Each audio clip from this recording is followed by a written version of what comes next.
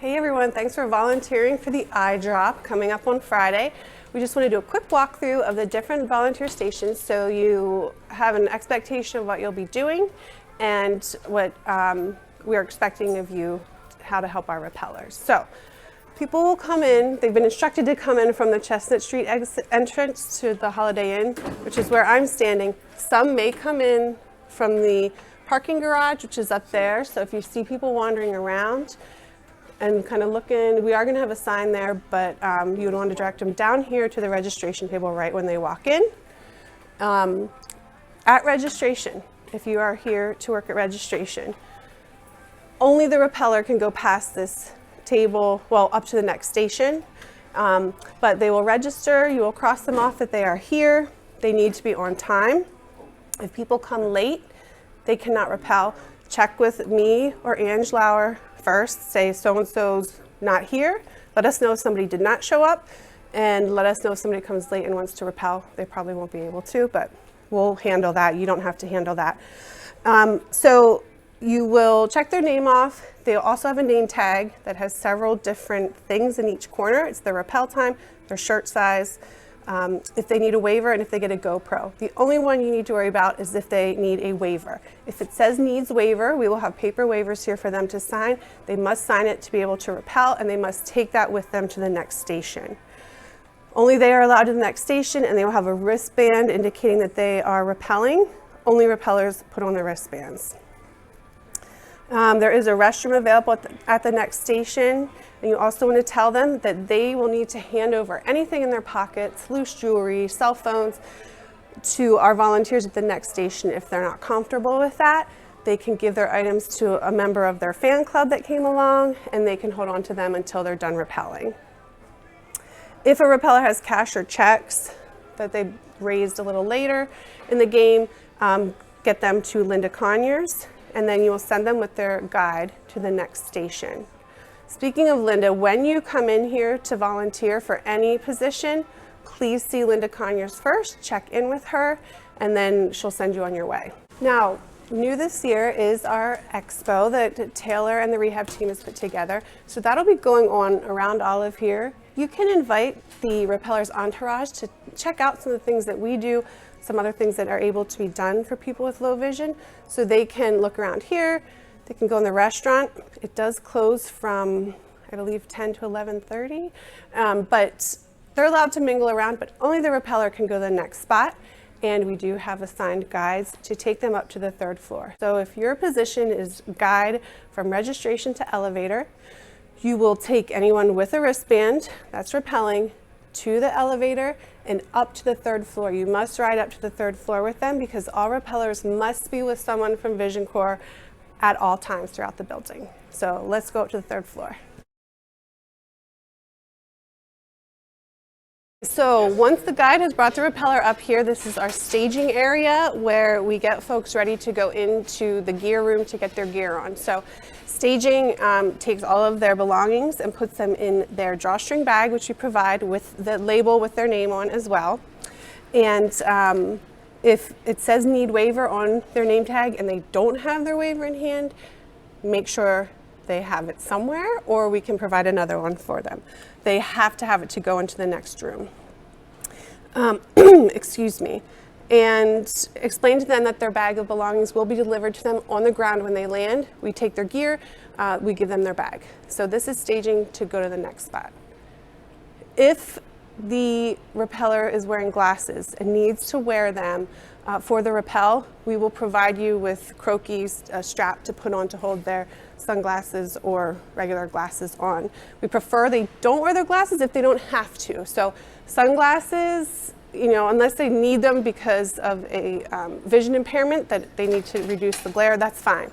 If it's just someone like me who just wants to wear sunglasses, we prefer they don't. Less to fall off of them, the better. Okay, when rappellers are called into the gear room, we will have people here to get them into the gear room, which is over here.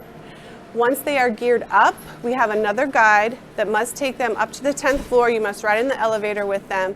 So you will guide them from here. We'll have a cheering committee, get them pumped up. You'll go into the elevator up to floor 10 with them, and then you'll hand them off to the next guide. Up here on the 10th floor, we have the position of guide elevator to roof. So when the rappellers come off the elevator from the 3rd floor, that guide stays in the elevator, goes back down to collect the next batch of rappellers. And the guide up here will direct people to go up this one flight of steps to the roof. And up there, they will meet our rooftop security person who will ensure that they have a wristband and a name tag and make sure they're supposed to be up there. And then they will send them to training and to go over the edge. There's one more position up on the roof that we will have all day. It's rooftop radio person.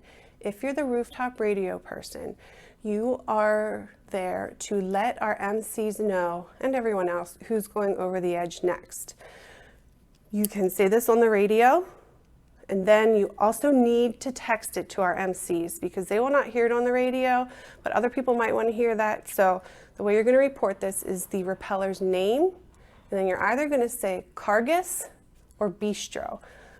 That's which side the rope is on. So if the rope's on the side facing the 𝗙𝗥𝗢𝗣 building, which would be on your left, you will say 𝗙𝗥𝗢𝗣. If it's on the right towards Queen Street Bistro, which used to be the Federal Tap House, you will say Bistro. So Angela Lauer, 𝗙𝗥𝗢𝗣. John Doe, Bistro.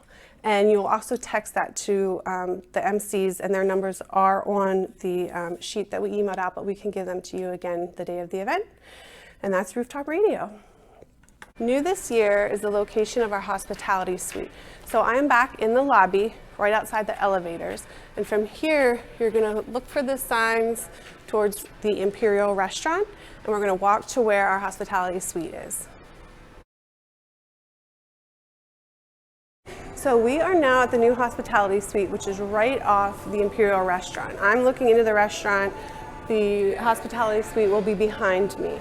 So if you're a hospitality suite volunteer, you will be kind of stationed here to make sure only our employees are entering this space, and this space will only be open from 10 a.m. to 2 p.m. This is where people can come get some cool air, relax, like an employee lounge. Since we have employees coming from every location, we wanted a nice big spot for them to relax and mingle. So if you're hospitality suite, you're here, keep an eye on things, and then also you will be helping with our lunches. So volunteers, you come at 10 or 11:45-ish to get your boxed lunch. If you're in a position where you cannot come get your lunch, it will be delivered to you, and we will talk to you in the morning. If we don't have your lunch choice, we'll talk to you in the morning to get it and make sure we get lunch to you. These are people up on the roof that can't come down. These are ropes volunteers, our MCs. We will get lunch to you before 12 noon. Now at 12 noon is when any Vision Corps employee can come in and get lunch. You will have a list of employees, and you will cross them off as they get their one lunch. One lunch for everybody. And we ordered a big variety. If you're here at the end and we don't have what you want, I'm sorry, but it is what it is. And if you have employees that need special dietary things, let us know. We've tried to meet them, but if you have someone come in and is complaining, just radio myself or Ange, and we will handle it. Here we are outside the Imperial and Holiday Inn. Hello. This is where our rappellers will be coming down. Now this zone will be closed off, and only our ropes volunteers are going to be allowed in this closed off zone. But if you're a gear collector, the ropes guys and girls at the bottom will send the rappeller over here to exit, and you will help them get their harness and their helmet off as soon as possible, and their gloves, because we need to recycle that gear as quickly as we can for the next group of rappellers. So gear collector is kind of ushering them to get their stuff off, and then they can visit with their friends and family. We do not want people walking around with the gear on. So gear collector, you're grabbing their gear, but you stay down here. And then we have the gear runners who will run the gear up to the 3rd floor.